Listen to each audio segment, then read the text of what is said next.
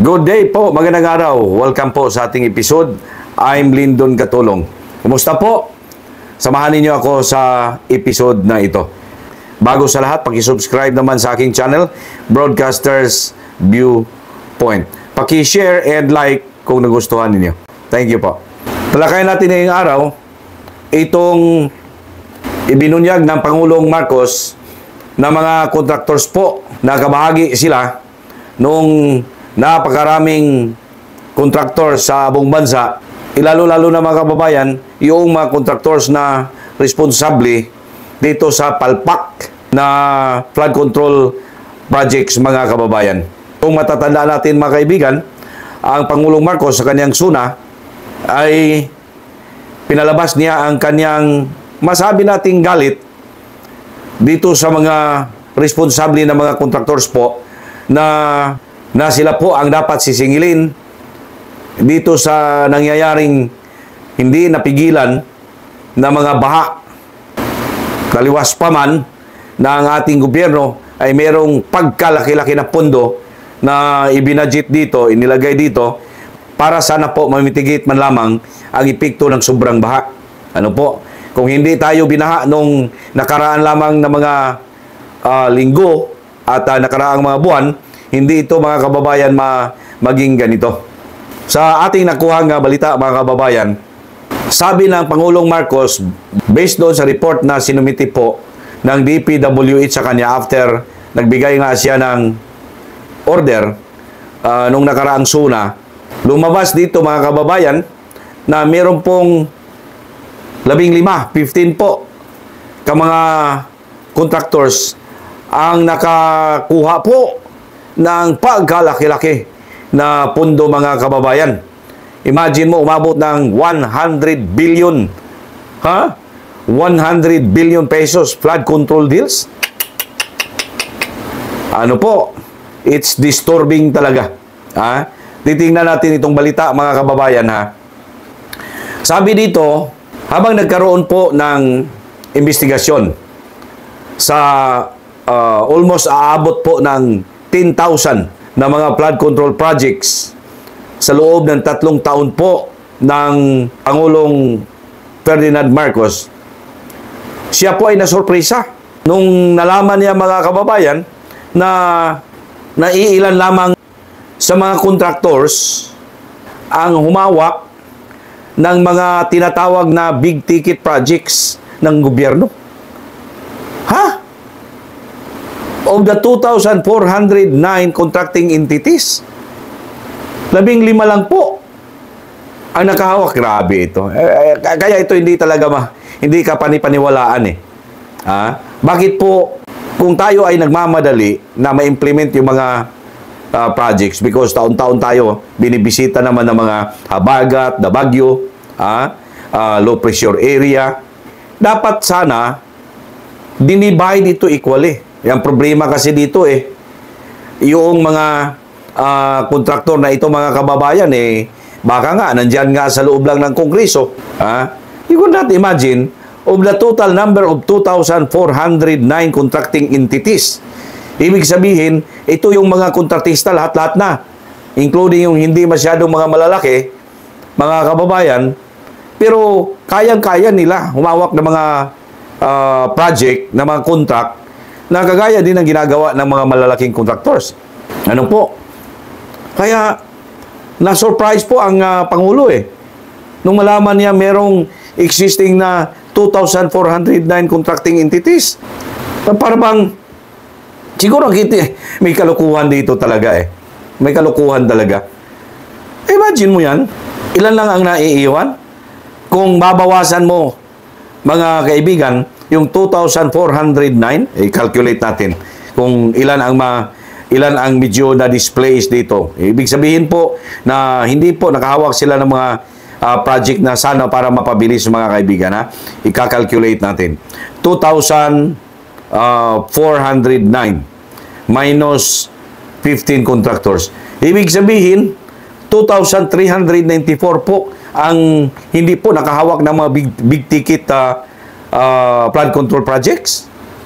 Anak ng... O di ba? Talagang may kalukuhan dito mga kababayan. Ano po? Bakit? Bakit ko nasabi po na may kalokohan? Bakit? Titignan mo naman. Itong inilabas niya sa press con na 100 billion flood control projects, mga kababayan, 15 na mga contractors lamang. Sino bang hindi uulbo ang kaspa niyan? Ano po? Uulbo talaga ang kaspa niyan, lalong-lalo na ang Pangulo, siyempre, ang isip ng iba, ang Pangulo, mga kababayan, merong, or sino ba sa palibot ng kanyang gobyerno dyan? Ano po? May mga akusasyon na ito, may korupsyon talaga na nangyari sa gobyernong ito. Tama po ba? Kasi po, yan ang pumasok na sa ulo ng tao Di ba? Siyempre, sino ba namang hindi uulbo ang kaspa? Okay lang sana, mga kaibigan, kung walang nangyari. Twice na nangyari Siguro napagbigyan pa ng Pangulo, mga kababayan, nung unang binaha tayo. Nung last year na sunan niya. Week after nung sunan niya. Di ba? Pinagmayabang ng Pangulo, mga kababayan, na we have a lot of flood control projects across the country. Meron tayong ganito kalaki ang pondo na inilaan dyan sa mga flood control projects. Ano po? Week after, mga kababayan, binaha. Nawala tuloy, mga kaibigan. Hinahanap nasa na ang flood control project. Nasa na ang flood control fund. Ang flood na lang nandyan, pero wala dyan ang control. Sabi nga ng iba na. Di ba? Ayan. Nasubukan, mga kababayan, o sinubukan ulit. Ito na. Umulbo ng kaspa, mga kababayan, ng ating presidente. Biruin mo, ito, mas mabuti na magkaalaman tayo, mga kababayan. Biruin mo,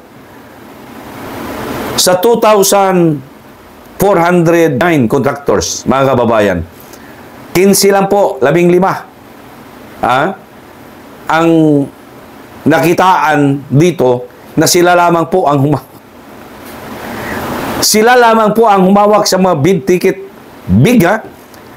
Sila lamang nakita ang humawak sa mga big ticket flood control projects.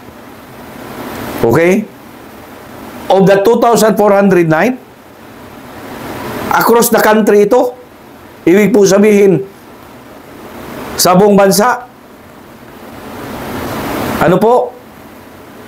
At only 15 of them ang nakakuha ng ganong pinagpaparty-party siguro nila itong 100 billion pesos, mga anak ng tinapay itong mga,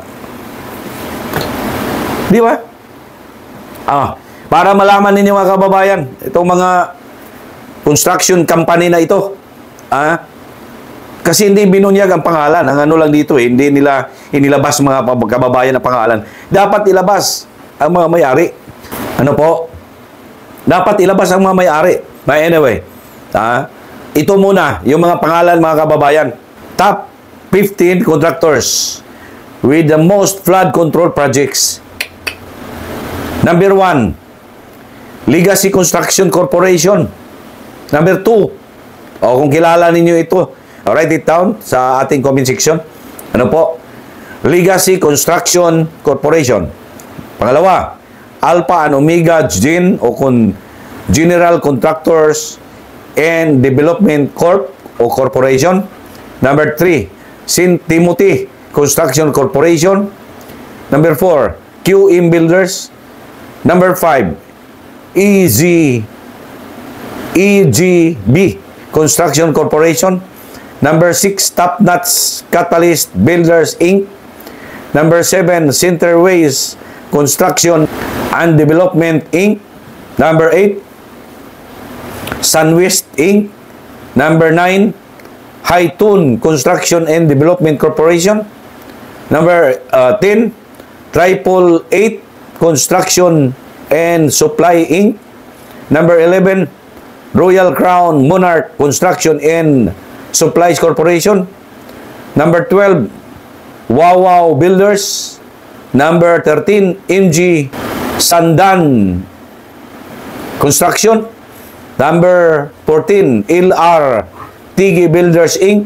Number 15, Road Edge Trading and Development Services, mga kababayan. Okay? Ito, meron pa. Of the 15, mga kababayan, may 5 pa dito. Of these 15 contractors, ay had projects in almost all region nationwide. Sino ito sila? Sa 15 of them, merong 5 na merong projects nationwide. Flood control, ha? Kung sino mang makakakita dito sa ating episode na ito, tingnan ninyo mga, kasi may mga signage sila, di ba? Tingnan ninyo kung sino-sino ito. Itong questionable, itong St. Timothy. Napasama pa dito sa 5. Ito yung 5 sa 15 na meron silang nationwide contracts, mga kababayan. Number 1, Legacy Construction Corporation. Pangalawa, Alpha and Omega Gin Contractor and Development Corporation or Corp. Pangatlo, St. Timothy Construction Corporation. Pang-4, EGB Construction Corporation. Pang-5, Road Edge Trading and Development Services. Kung may alam po kayo sinong may-ari dito, write it down sa ating comment section, mga kababayan. Kasi po, iwan ko bakit hindi rin ito pinangalanan kung sino mga may-ari dito. Dapat po pinangalanan ang may-ari dito eh. Ano po? Dapat pinangalanan, hindi po ibibitin-bitin. Kasi ang pinagdududahan ngayon, mga kababayan, iilan sa ating mga kongresista, sila po ang nagmamay-ari ng mga construction firm na ito. If not sila nakapangalan sa kanilang mga paryente, sa kanilang parents, sa kanilang mga kapatid. Ano po? Kaya po, dapat mapalangalanan. Hindi man directly, kahit na sabihin kasi, ang depensya ng iba eh, nag-divest na daw sila, ibig sabihin, umalis na sila sa construction company na yan. Di ba? Yun ang, may mga narinig tayo na, di na kami dyan eh. Nag-divest na kami. Pero pwede bang mga kababayang sabihin natin na, oo nga, nag-divest kayo.